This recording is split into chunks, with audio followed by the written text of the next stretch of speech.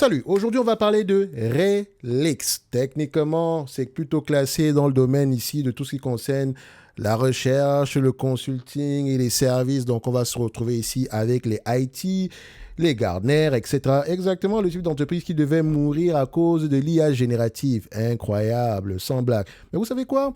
Relix, qui est en concurrence avec Walter Clover, qui est également en concurrence avec une compagnie qu'on appelle TRI. En fait, si ces trois entreprises devaient mourir, la dernière à mourir serait Relix. Ça, c'est mon avis. Maintenant, avant de commencer, je rappelle une chose. On a 30 places disponibles ici pour le bootcamp qui commence le 1er du mois d'octobre 2026. Comme d'habitude, les prix sont évolutifs. Toutes les informations sont en description de la vidéo. Uniquement pour les personnes ici qui veulent faire du stock picking sérieusement, qui ne veulent pas commencer 2027 en continuant à guesstimer. Bref, je reviens ici sur Relix. Est-ce qu'on a déjà parlé de cette compagnie précédemment? On va regarder ça. Relix, voilà. Non, c'est la première fois qu'on mentionne Relix. Bon, Relix ici, j'ai fait simple. J'ai utilisé un prompt de base ici que vous allez également retrouver pendant le bootcamp également, ok, parce qu'on va vous montrer comment est-ce qu'on utilise en profondeur les prompts de base. En fait, le bootcamp ce n'est pas pour les prompts. Le bootcamp, c'est autre chose, mais je vous montrerai après comment accélérer ici vos processus ici en matière d'investissement, en matière de stock picking, en matière de recherche de manière générale. Donc, on va vous montrer comment est-ce qu'on vérifie les informations que l'IA vous fournit en utilisant uniquement les prompts. Ça, c'est après qu'on ait terminé notre bootcamp, etc. Toutes les informations sont là. À la fin de ce bootcamp-là, vous serez capable ici d'investir avec conviction. OK? Si vous n'êtes pas capable de le faire, je vous rembourse. Aussi simple que ça. Donc, on a du Relix ici. Je tape simple. Est-ce que Relix a un avantage concurrentiel? La réponse est oui. Ça provient d'où? Intangible, effet de réseau. Est-ce que c'est large? Oui. Est-ce que c'est stable? Oui. Ça, c'est déjà encourageant. On est en plein SaaSpocalypse. Et je vous rappelle, voici à quoi ça ressemble, le price action de Relix. C'est pas très beau à voir. OK. Donc, je continue. On y va. Alors, Relix combine des bases de données propriétaires à forte valeur ajoutée éditoriale dans le droit, la recherche scientifique et la gestion du risque, avec un authentique effet de réseau dans son segment risque où les données partagées par ses clients renforcent la détection de fraude pour l'ensemble des participants au consortium. Donc, tout ce qui concerne, pour ceux qui sont essentiellement ici dans le réseau de manière générale. Donc, les coûts de changement, vous les avez, mais essentiellement, il y a quelque chose ici qu'on n'a pas. Les coûts de changement. Pour une entreprise comme Relix, est-ce que vous savez que vous pouvez l'étudier en plusieurs parts? Vous pouvez prendre Relix, entre parenthèses, tel segment d'activité. Relix, entre parenthèses, tel segment d'activité. C'est pour ça que la première question qu'on pose, c'est qu'est-ce que l'entreprise fait? Et une fois qu'on comprend ce que l'entreprise fait, la segmentation de l'entité ici, on peut maintenant mieux étudier l'avantage concurrentiel. Parce qu'une entreprise peut faire plusieurs choses, un peu comme Amazon. Amazon fait plusieurs choses. Est-ce que tous les différents segments d'Amazon ont le même type d'avantage concurrentiel? Non. Donc, si vous mélangez l'avantage, si vous prenez juste le nom de la compagnie, vous mettez avantage concurrentiel, en fait, la réponse ne sera pas si correct que ça, surtout si votre prompt est mal calibré de manière générale. Je suis plutôt en accord avec ce qu'il mentionne ici, mais je sais une chose, c'est qu'il a peut-être laissé une partie de côté. Et pour aller en profondeur, pour mieux faire, je fais Relix, entre parenthèses, tel segment. Relix, entre parenthèses, tel autre segment. Mais de manière générale, je sais qu'il y aura tendance dans ce type d'entreprise, c'est coût de changement. Il n'y a pas d'effet de réseau. Intangible, c'est par rapport ici aux bases de données, etc. Pour ceux, c'est donc, on est à peu près essentiellement, et on est à peu près également sur un tout petit peu le logiciel d'application. Donc, ce qu'on a vu en termes de notes d'analyse sectorielle, vous voyez encore qu'une entreprise peut se retrouver dans plusieurs secteurs d'activité. Ici, c'est classé selon le GIC dans le segment Research, Consulting and Services, mais en réalité, c'est également du logiciel d'application. Bref. Refermons la parenthèse, on a un avantage concurrentiel, il est large, il est stable, on sait à peu près d'où est-ce qu'il vient. Donc, pour ceux qui veulent lire à peu près ce qu'il y a dessus, vous mettez pause ici, ok, voilà. Nous, on va avancer de manière générale. Si je parle de cette compagnie, c'est parce qu'elle mérite votre attention de manière générale. Donc, on prend ça, stabilité ou croissance des revenus, on regarde ici, on voit, les revenus sont en dents de scie, etc. Ça ressemble beaucoup à une entreprise qui a... qui est cyclique, mais en réalité, c'est parce qu'elle fait beaucoup d'acquisitions, des très petites acquisitions, mais elle fait beaucoup d'acquisitions. Si on cumule un tout petit peu ce qu'elle a fait comme acquisition sur les dernières périodes, elle a investi près de 16 milliards. Sur les 20 dernières années, elle a investi près de 8 milliards. Depuis 1995, ici, elle a investi près de 16 milliards en acquisition. Et si on regarde ici les free cash flow, littéralement, on les prend également en yearly, sur la même période, en cumulé. Où est-ce que j'ai ça? Cumulé, voilà. Voilà. Donc, elle a généré près de 41 milliards de free cash flow. Sur les 20 dernières années, elle a investi près de 8 milliards en acquisition.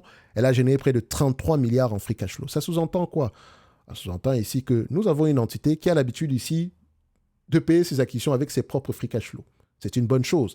Et donc, vous voyez que c'est un peu normal de racheter ses actions. Depuis 2014 ici, le nombre d'actions à peu près a énormément baissé. On peut le faire comme ça. On prend from all-time high. From all-time high. Parfait. Donc, sur les 10 dernières années, moins 18%. Non, sur les 20 dernières années, moins 18%. Sur les 10 dernières années, moins 18%. Enfin, techniquement, le plus haut, c'était en 2014. Donc, ça reste à peu près la même chose. Sur les 5 dernières années, moins 18% encore. Attention. J'espère que je ne suis pas en train de lire la... Attendez. Il ne faut pas que je classe. On va le faire comme ça. C'est from peak. Oh là là. Excusez-moi. Donc, sur les 20 dernières années, moins 18%. Sur les 10 dernières années, moins 14%. Sur les 5 dernières années, moins 7%. Sur les 3 dernières années, moins 6%. Par rapport il y a un an, ça fait à peu près moins 3%. Depuis le début de l'année, moins 2%. Elle rachète massivement ses actions. Et je vous rappelle une chose. Quand une entreprise ici baisse son nombre d'actions, ne serait-ce que de 1%, vous avez une croissance des bénéfices de l'ordre ici de 1,01%. Si elle baisse ici son nombre d'actions, ne serait-ce que de 2%, vos bénéfices augmentent de 2,04%. Ça n'augmente, vos bénéfices n'augmentent pas de 2%. Attention, non, ça veut dire que plus on rachète, plus ça augmente. Si on rachète de 2%, ça augmente de plus que 2%. Globalement, vos bénéfices nets. Surtout si c'est fait à bon prix. Bon, maintenant, le bon prix, quand on a des acquisitions, etc., le premier niveau déjà, c'est est-ce que l'entreprise a eu l'habitude de s'échanger à des niveaux de PER assez intéressants. Et pour ce type d'entreprise, je ne paierai pas plus qu'une vingtaine de fois les bénéfices. Ici, on a à peu près 15 fois les cash flows ici. Donc, on a à peu près une entreprise qui a eu tendance à faire des acquisitions à des prix intéressants. Maintenant, on doit faire le tour, n'est-ce pas? Gross margin. Ici, marge brute, c'est essentiellement stable. Et c'est même en croissance de manière globale. Vous allez me dire ici que mais c'est trop en dents de scie, les amis. Comme d'habitude, on essaie de smoother tout le truc. D'accord? 64%, 64%, 65%. Ici, 65%. Donc, on a une marge brute qui augmente de plus en plus. Marge EBITDA. N'oubliez pas également que ce type d'entreprise a eu tendance à faire beaucoup de changements. Donc, la tarification a changé. Peut-être qu'elle est encore en plein changement, n'oubliez pas. Allez vérifier, bien sûr. Marge EBITDA ici, vous voyez que la marge EBITDA est un tout petit peu plus smooth ici, donc c'est plus stable de manière générale. Elle est en croissance. Premier niveau de pricing power, c'est la stabilité. Deuxième niveau, c'est la croissance. Saspocalypse. L'IA va nous tuer. Free cash flow. Est-ce que free cash flow et net income, les deux vont dans le même sens? On les prend, on les met sur le même graphique ici. Attention. Vous vous rappelez que Relix, c'est une entité provenant ici de Grande-Bretagne. Ce qui veut dire ici que vous avez plusieurs ticker symboles. Il y en a un aux États-Unis, etc. Mais le ticker symbole d'origine, c'est en Grande-Bretagne. Ce qui veut dire que si vous prenez celui des États-Unis, vérifiez bien qu'on parle des dollars avec des dollars parce que ici, capitalisation boursière, c'est en dollars. À ce niveau-ci, le free cash flow est en livres sterling. Ne l'oubliez pas. Donc, pour faire simple, on ne va pas se casser la tête ici. On va réagir. On va le prendre ici en... Voilà, je vais prendre Relix. Je vais garder ça comme ça. Et je vais mettre ça je vais convertir directement. Donc, on va devoir convertir ici en dollars, etc. Vous savez comment faire, n'est-ce pas? On fait ci, on vient à ces niveaux et on clique sur US dollars. OK? Et c'est converti, etc. De toute façon, ce n'est pas ça qu'on va utiliser pour la valorisation. Donc, en termes de cash flow opérationnel ici, est-ce qu'on a également quelque chose qui est en croissance? Oui. En termes d'attente sur les cash flow opérationnels, est-ce qu'on s'attend de plus en plus élevé?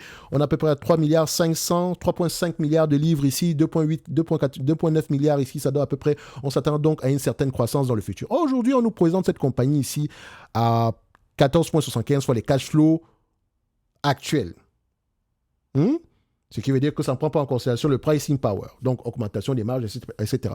Ça ne prend pas en considération l'augmentation ici, les acquisitions. La croissance organique, enfin, croissance organique, pour la croissance organique, on a à peu près l'augmentation des volumes, on a également l'augmentation ici du prix, parce que croissance organique et croissance par acquisition, c'est deux types différents ici. On ne va pas citer croissance par acquisition, croissance par augmentation des marges. Non, ça n'existe pas. C'est acquisition organique. Et dans organique, il y a plusieurs éléments. OK? Donc ici, je vais simple. Est-ce que c'est un business prévisible? 80% du temps, les analystes font de bonnes prévisions. On regarde ici sur ce business-ci en termes de cash flow opérationnel sur les dernières années. Qu'est-ce qu'on observe? Les années ont eu tendance ici à ne pas trop se tromper. La dernière fois, c'était en 2020. On comprend la pandémie, etc. Donc, c'est assez solide, les attentes. On peut également voir ici que les attentes sont de plus en plus élevées. Et attention, les attentes, c'est par action. Vu qu'elle rachète ses actions ici, faites très attention, il faut toujours aller vérifier. Alors, également du point de vue volume. OK? Maintenant, on ne paye pas plus que 15 fois les cash flows opérationnels ici. Je prends un tout petit peu la croissance attendue d'ici 2028. Ça donne à peu près aux alentours, c'est déjà converti en dollars. Hein, ça donne 44 dollars ici. 44 dollars moins la dette nette. La dette nette ici, vu que c'est une entité, on va mettre ça ici. Vu que c'est une entité européenne, bah, la dette nette, c'est changeablement yearly. Parce que voilà. 5 dollars ici, est-ce que ça vaut la peine de prendre ça en considération? Pourquoi pas? Bon, ça fait à peu près 39.